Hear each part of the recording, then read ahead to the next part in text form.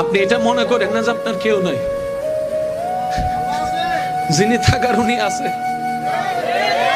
উনার নজর না থাকলে তো নিঃশ্বাসটা চলতো না, উনার নজরটা না থাকলে তো খাওয়ার স্বাদ বুঝতেন না, উনার নজরটা না থাকলে তো ডুকটাক গোলার নিচে নামতো না, উনার নজরটা না থাকলে খাবারটা তো ভাইয়া হজম হতো না।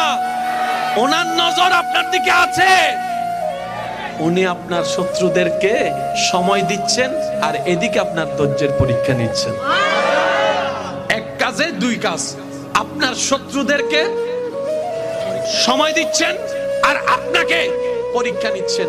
এবার আপনি বলবেন আমার তো কোনো অপরাধ নাই, বিনা অপরাধে সাজা কেন? তাহলে তো আপনার জন্য ডবল শুকরিয়ার বিষয়।